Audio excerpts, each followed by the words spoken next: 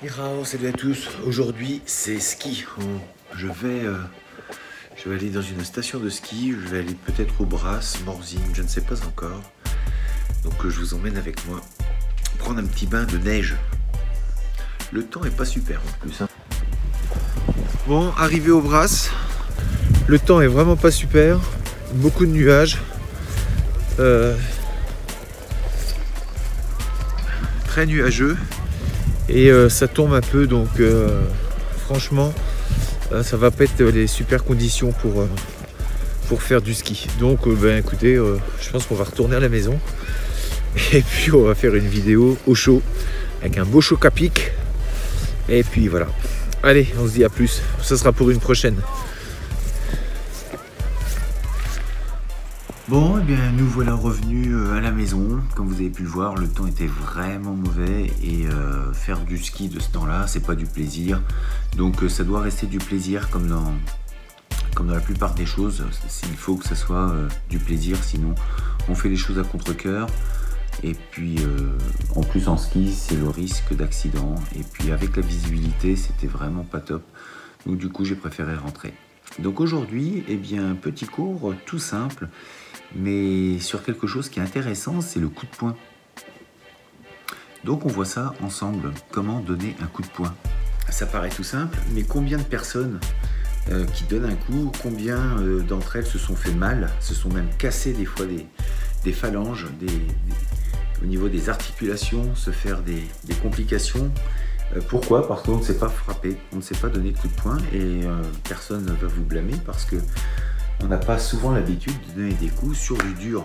Et quand on donne un coup, ne serait-ce que sur une tête, il faut savoir que c'est dur une tête. Et quand on n'a pas l'habitude, on risque de se faire mal. La première chose, c'est savoir fermer le poing. Alors là, je ne rentre pas dans le... Je ne vais pas parler des femmes qui ont des ongles, j'en avais déjà parlé dans une autre vidéo. Je vous conseille fortement, si vous avez des ongles, mesdames, de frapper paume ouverte. Voilà. Donc là, je parle de poing pour les garçons. Bon alors là, les garçons, si vous avez des ongles, à moi, faites avec les paumes. Donc, pour le poing, on va commencer de fermer de l'auriculaire jusqu'au pouce. Donc, un ici et ici. Deux écoles. L'école classique, on va venir verrouiller le poing avec le pouce sur les autres doigts.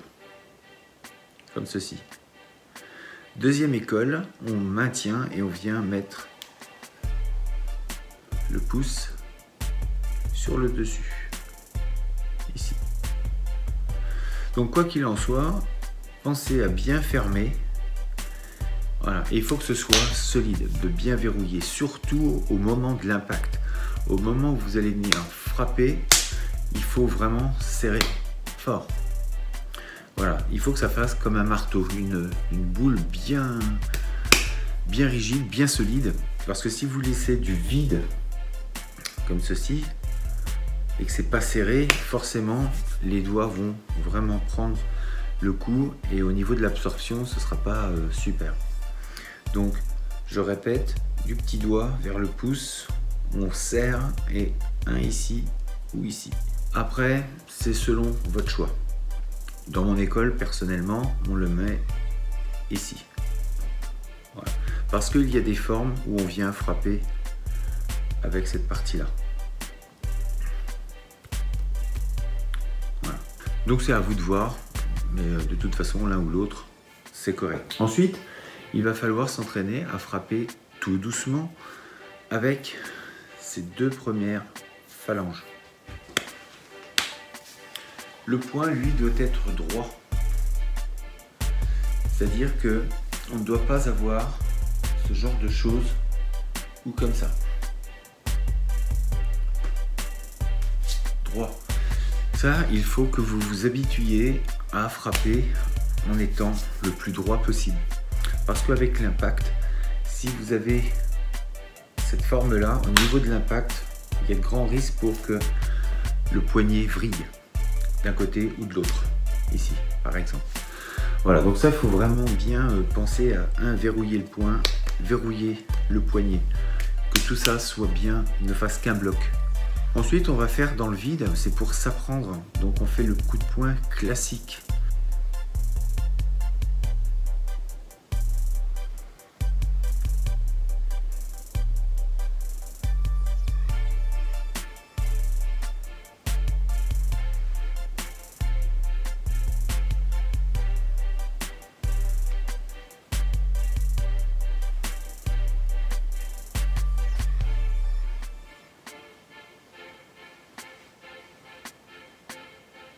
Donc là, on vient de le faire stable, mais on peut le faire après avec un pas. Donc c'est ce qu'on va faire ensemble. J'ai dit ensemble.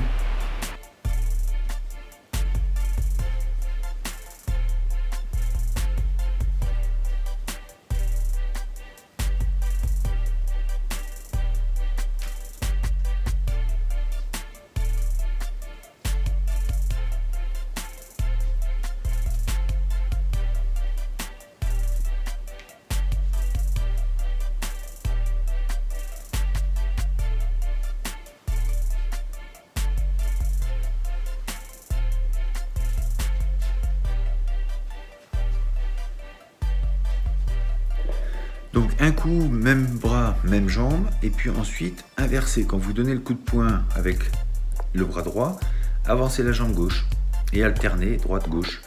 Donc même bras, même jambe ou en opposé. Dans le poing, on retrouve également les 5 éléments. Terre, métal, eau, bois, feu. Donc on va vous montrer ça. Eau, bois, feu, terre, métal, le retour, l'eau qui descend, bois, feu, terre, métal. On a un cycle terre, métal, eau, bois, feu. Donc, eau, bois, feu, terre, métal. Eau, bois, feu, terre, métal. L'eau qui descend, le bois qui vrille, le feu qui monte, la terre qui stabilise, le métal en retour. L'eau en bas, le bois vers l'intérieur, le feu qui monte, la terre qui stabilise, le métal vers l'extérieur.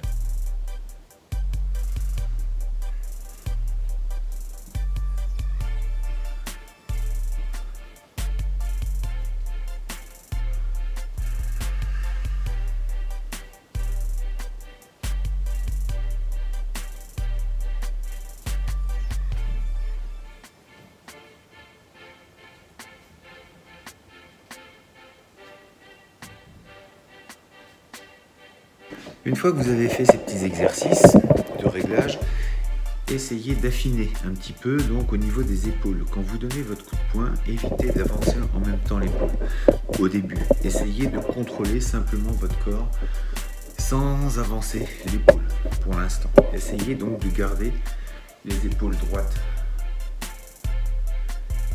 Faire en sorte que ce soit juste le bras qui avance et non pas ça. Juste ça et non ça. Vous voyez la différence? J'avance l'épaule et là je n'avance que les bras. Donc bien faire la distinction de ça. Encore une fois, c'est pas faux. On a des formes effectivement où on va engager l'épaule, mais ici déjà simplement prendre conscience juste du bras sans avoir les épaules qui bougent. Ensuite, on va doubler les mouvements, c'est-à-dire que sur un pas, quand vous allez faire votre pas, vous allez faire 1-2. 1-2. Là, c'est pour donner un petit coup d'adrénaline, donner un petit peu un côté tonique, pour vous faire monter un peu le cardio. Et quand vous en faites 2, eh bien, vous en faites 3. Et vous pouvez commencer à mettre un petit peu de force. Alors, sur le fait de donner de la force, quand vous travaillez dans le vide, ne jamais tendre le bras complètement. D'accord ? Toujours le maintenir comme à l'état naturel. Donc, je donne le coup, mon bras n'est pas tendu.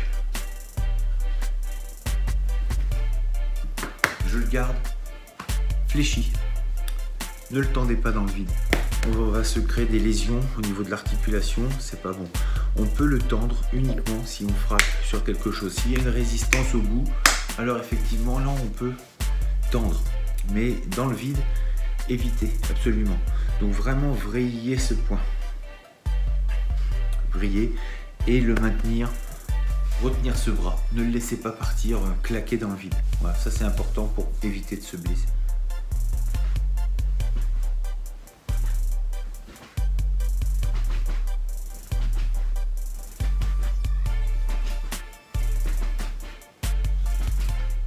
Et puis le dernier exercice, une fois que vous avez fait tout ça, une fois que vous êtes bien chaud, et bien là on peut commencer à taper sur quelque chose, avoir une résistance. Donc au début, un coussin, c'est tout bête, un ou deux, vous êtes sûr de ne pas vous faire mal et ça vous oblige à travailler tranquillement. Pensez bien à essayer de faire en sorte que ce soit les deux premières qui frappent.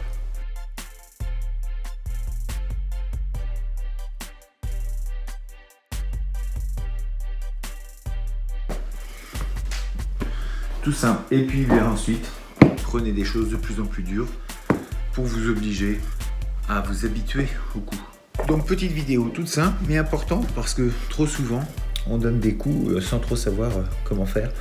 Et puis là c'est sur un coup de poing simple qui vient vraiment de face.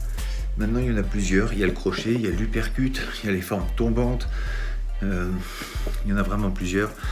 Mais on va rester simple, on reste sur cette forme-là. Je vous dis à très bientôt, on verra sûrement les autres pour la prochaine. Et puis demain, je vois Maxime, on va faire des cours sur des mises en situation, sur des agressions, différents types d'agressions. Voilà, je vous dis à demain. D'ici là, restez forts, restez beaux et surtout restez bienveillants. Ça Etienne.